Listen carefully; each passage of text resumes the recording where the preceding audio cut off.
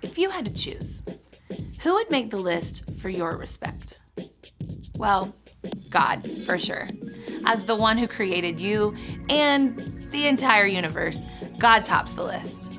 Up next, your mom or dad or the grown-ups who take care of you every day, they deserve your respect, even if they just told you to get off your screen. After all, God put them in charge. Number 3, your teachers and coaches and other leaders make the list too. You may not always agree with them, but God's put them in place to look out for you. Okay, so respect. Check, check, and check. List done. Except it's not. Because when we follow Jesus, respect for others breaks out of the box. Respect isn't just for those in charge. It's a way to show others they are important by what you say and do. That goes for friends and family. But Jesus showed that our love and respect should extend to anyone in God's image, which adds up to, well, everyone. Jesus included those who were looked over and left out. Jesus said to respect even the people you don't get along with. And Jesus showed that the ultimate mark of respect is to give someone your time and attention. True respect is more than a list. It's a lifestyle. And when others see how you love everyone and put others first, they can see God shining through you. That's why respect is an amazing way to worship God with your life. Because worship is about more than just singing loud. It's all about living loud.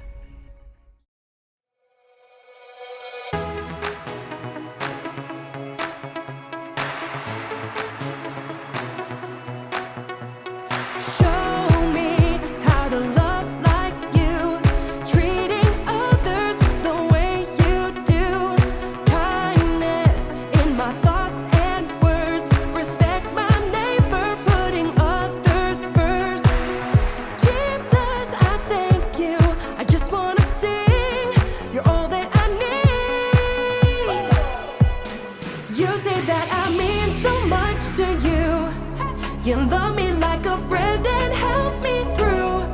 So I will worship you in all I do.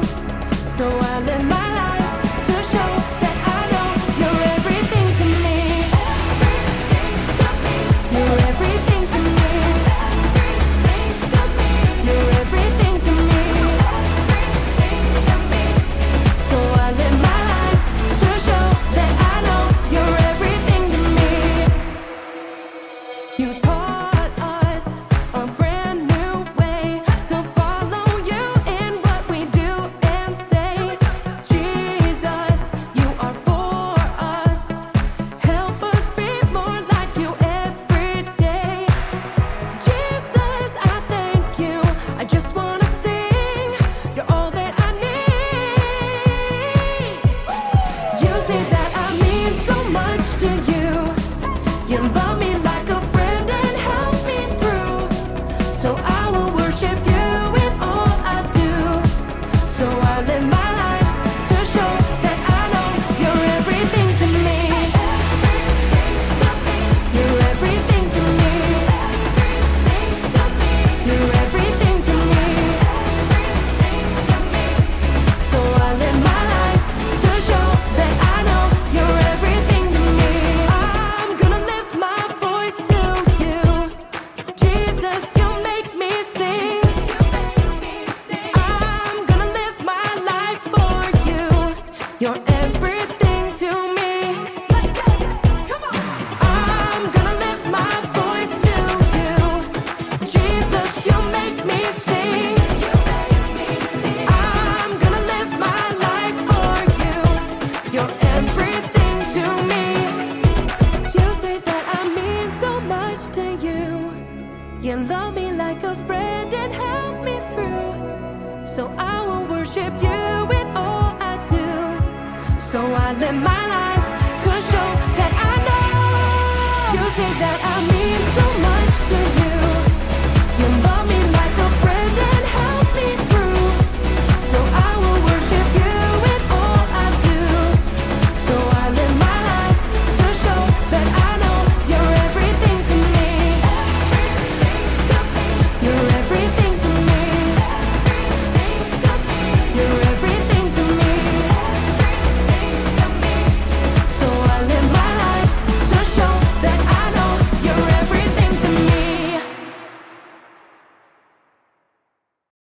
welcome to Story Lab. Let me take that. Oh, thanks, Zeke.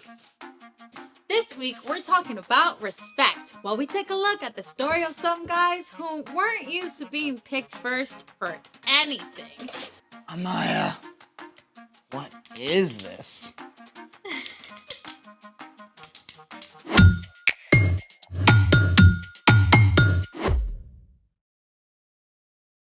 Hey, I'm Amaya. And I'm Zeke, and we're talking about respect, which is showing others they are important by what you say and do. So, I've got something for you. Okay. What do you see?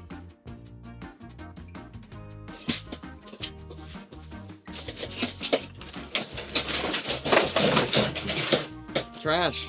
That's what I thought too, until I saw what my friend Abby does.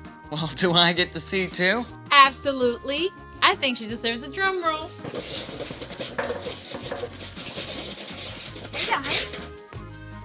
Hey Abby, we're so excited to have you. Can you tell us a little bit about what you do? Yeah, so I make visuals to help people tell their stories. What kind of visuals? It can be anything. It can be a mural or string art or old clothes, and sometimes I make giant sculptures out of trash. That's cool. Is that what we're doing today? Actually, I had something else in mind. You gotta really look at your materials, so try it. It's crinkly. Yeah, exactly. It's crinkly, kind of like a peony petal is crinkly. Pirouette? It's a kind of flower. And so see this cardboard, how it's thick, but it's soft, so you can curve it around like a leaf. Yeah, I feel it. Well, how about this one? Oh, cool. See how in the center, it's like the shape of the inside of an anemone. And then what? It's a flower, Z. Oh, yeah, I was thinking some kind of sea creature or something. Well, we could totally do that too, but today I thought we'd make a recycle bin bouquet. I love it. Let's make it! Hey, this is something you can do at home, so follow along. So we're gonna start with some of that trash that we dumped out. We've got a piece of an old shopping bag here, and again, you can feel how it can start to feel like a petal. A petal. Some old magazine clippings. What is this gonna be? That's gonna be the center of a sunflower. With this on top, the inside of a cardboard box, and we're gonna use that egg carton that you found. Hey! Pass those on back now that you've felt them, and I'm gonna show you what our first step is. We're gonna start with this guy, because as you can see, we got a yellow bag, so that's gonna be our sunflower petals. Right. The first thing that you wanna do is cut a circle, and then you're gonna go through and make all the petals, one cut after another. So you can see that takes a little bit of time. So I went on and cut petals for you guys so we can make flowers even faster today. Thank you. Appreciate it. So you can pick up these, and what we'll start to do is take them, and just like we were feeling that paper, start to bend them like petals of a real flower. Because flowers aren't perfect. They have petals going every which way, and that's exactly what this paper lets you do. Okay, so bend. So you can bend them up. And take your next piece and do the same thing. How's that? That looks great. That looks to me like a flower out in the wild. Sweet. So when you've done that with both of them, then we get to glue them together. So you guys think you're ready to glue? Yes, I'm ready. Almost. So you'll take your bigger one. That's your bottom. So you'll take your bottom flower and use your glue gun, and be careful, it gets really hot. So remember, you're gonna wanna have an adult for this. So you just make a ring of glue and press the top flower down so that they stick together. And that's it. You've got your 2 layers of flour right there. Oh, I'm so excited to make glue. Here you go. Be careful. Thank you. Awesome. We'll pass this back down. We're gonna glue some more though. How do you feel? I think mine's looking really good. It already looks like a flower, right? Yeah. All right. So now we're gonna get to the green part that you asked about. Our little magazine clipping. And you wanna do little tiny snips. So you can see that definitely takes a lot of time. So I went on and did that one for you too. And you have this little thing that you can start to do the same thing with. Kind of crunch them around. Don't be afraid to wad it up because, again, flowers aren't exactly perfect. All the little pieces go in all different directions. So you want it to ruffle up. How's it feel? It's looking good, I think. So we'll do the same thing with the hot glue gun. And you'll do a tiny little bit of glue. My turn. How does it look? There it a is. sunflower. The center of the flower. So there it is. You've got your flower already going. But now, you know how the center of a sunflower has like a big lumpy bit in the middle? With all the seeds and stuff. Exactly. So that's what we're going to make with this. So you see how the center of the cardboard has all that lumpy bumpy stuff? That perfectly makes the center of a sunflower where all the seeds are. So we cut it at an angle so we can roll it up like this. This is where it gets fun. You take the big end, roll. So you guys see we're making a big round center for the inside of our sunflower, and it's starting to look all nice and lumpy like the seed part, right? It's going. Yep, and then just glue down that little tail. And the next thing you'll do after that is on the flat side. So you guys can see we're going to glue it down in the center of our flower. Right in the middle of the green bit, like this. There you go. That's the trick. Not too much, there you but just enough. Alrighty. Yeah, that looks perfect. Yay. There's the center of it. All our flower needs is a stem, right? Right. So what we have that we use for that, this is some floral wire, which means it's green already on the outside. You can get that at a craft store, but you could use any wire that you guys have at your house. And so what I did is I went on and attached a little piece of cardboard to the top because we're gonna use the end of our egg carton and it has a hole in it. So what we're gonna do is put a little glue right around the bottom. So just like stringing a bead or threading a needle, you're gonna put that wire right through that hole and pull that square down into the base of it. Pull it in nice and snug. Got it. Perfect. And then we'll attach it to our flower. So Zeke, while you're doing that, the next step is to put the glue right here on these things that look like petals. And that's what's gonna hold our flower all together. And then your flower goes on like a hat. And that looks great. Perfect glue. There you go. Wow. And you can bend your flower any way you want so it looks like it's out in the field and blowing in the breeze. And there it is. Your finished sunflower Look at from that. trash. Wow. Wow. This is lovely. Yeah. It's amazing how you looked at a piece of junk and saw this. And what's super cool is we can do the same thing with people too. Like people flowers? More like if you really see people and get to know them, then you can, see things that are overlooked, see the texture in everybody, see all of their quirks that makes every single person uncommonly beautiful. And that is exactly where we're going today. It's time for The story before the story. Today, we're in the third book of the New Testament, Luke. But before Luke, in the very beginning, out of a deep, deep love, God made an amazing world. But when people turned away from God, the world was broken. God made a plan to draw people back into a relationship. So at the right time, God sent a tiny baby to be born in the small town of Bethlehem, God's very own son, Jesus. When Jesus grew up, he was baptized in the Jordan River. God spoke from heaven. This is my son, and I love him. I am very pleased with him. Which is where our story starts. Take it away. Hey everyone, I'm Brian. After 40 days in the wilderness, Jesus began to go from town to town, teaching and healing. Even though he's God's son, he didn't start out in the capital city of Jerusalem. He didn't go to the fine homes of the religious leaders. Instead, Jesus met with ordinary, everyday people on hillsides and by the lake shore. And he chose some of the most unlikely people to be his closest friends and followers. 4 of these men were uneducated fishermen: Peter, Andrew, James, and John. One morning after a long night of fishing, Peter and his friends had caught exactly 0 fish. What a drag. Cleaning the nets without a single fish to show for it. I may fall asleep right here. This morning, the fishermen weren't alone on the beach. Jesus was standing on the lakeshore, and though it was early, a huge crowd had gathered. They were so eager to get close to Jesus that they jostled and shoved, backing him right up to the water.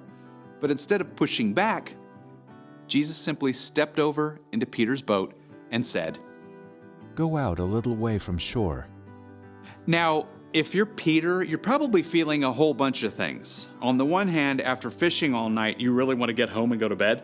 But on the other hand, this unusual teacher has singled you out of the crowd to help him. I mean, you're used to people just ignoring you or wrinkling their noses at the fishy smell you can't get out of your clothes. With all those things racing through his head, Peter did just what Jesus asked and guided the boat a little way out from shore. When Jesus was done speaking, he turned to Peter and said, Go out into deep water. Let down the nets so you can catch some fish. Master, we've worked hard all night and haven't caught anything. Now, even though Peter couldn't help protesting a little, he already respected Jesus' authority. But because you say so, I will let down the nets. Peter guided the boat out into deep water, and he and Andrew let down their nets, expecting more disappointment. Instead, whole schools of fish seemed to appear out of nowhere. Oh, Andrew, pull harder! The net is going to burst! Peter called out to his fishing partners back on shore. James, John, bring the boat! It took everyone to reel in the nets. Both boats overflowed with floundering fish. Back on shore, Peter was so overwhelmed, he didn't give a single thought to that massive haul of fish. Instead, he threw himself down at Jesus' feet. Go away from me, Lord. I am a sinful man. Jesus smiled at the group of ragtag fishermen. Don't be afraid. From now on, you will fish for people. The crowd must have been shocked to see Jesus choose these common fishermen as close friends and disciples. Right away, Peter, Andrew, James, and John hauled their boats up on shore. They didn't even stop to clean and sell all those fish. Jesus wasn't finished calling disciples. One day he stopped at a booth where a man named Matthew was collecting taxes. Okay, now, first thing you got to understand, no one talked to a tax collector unless they had to. These men were hired to collect taxes from their own people for the Roman government. They would charge extra to cover their own salaries. I mean, everybody hated them for it. But Jesus walked right up to Matthew. Come, follow me. Everyone was shocked, including Matthew. But Matthew didn't hesitate. Something inside him just recognized that Jesus was special. He got up immediately to follow Jesus and even invited Jesus to come to a dinner party at his house. At Matthew's home, Jesus shared a meal with tax collectors and others who were seen as outcasts. The religious leaders were shocked. They grumbled to Jesus' disciples. Why do you eat and drink with tax collectors and sinners? Jesus heard what they were saying. Healthy people don't need a doctor. Sick people do. I have not come to get those who think they are right with God to follow me. I have come to get sinners to turn away from their sins. Jesus wasn't worried about collecting the right followers or popular friends. Instead, he included everyone. Jesus chose to spend his time with people who saw how much they needed him, instead of those, like the religious leaders, who thought they were too important to need help. The end. I wonder who Jesus would talk to if he came to my school. That is a great question. It's like Jesus' teaching went beyond anything anyone has ever heard before. So, what's our part in the story? Every single person ever is made in God's image. That means everybody you meet is important and worthy of love. Just like Jesus, we can choose to include the people who get overlooked and left out. Maybe people who aren't popular. Or people who are new or different. Even people who have messed up. Yeah, like there's this girl in my school who eats by herself at a table in the corner every day. I could invite her to have lunch with me. Yeah, and there's this kid in my grade who always gets picked last for stuff. I could have him be my lab partner in science class. I think you guys have got it. See you next time. So here's the thing. Include people who are left out. Hey, do we get to make more flowers? Oh, already on it. Wow. I still cannot wrap my head around how this came from a pile of trash. You just got to keep your eyes open and take a good look at all the cool things you find. And the people you meet. Yeah, there's always something amazing to discover. Exactly. Thanks for joining us in the Story Lab. See you next time. Oh, this is awesome. This is so amazing. What did you make this out of? Oh, it's a food box and then a little potato bag That is inside the center. incredible. And check out, these are the bottoms of an egg carton too.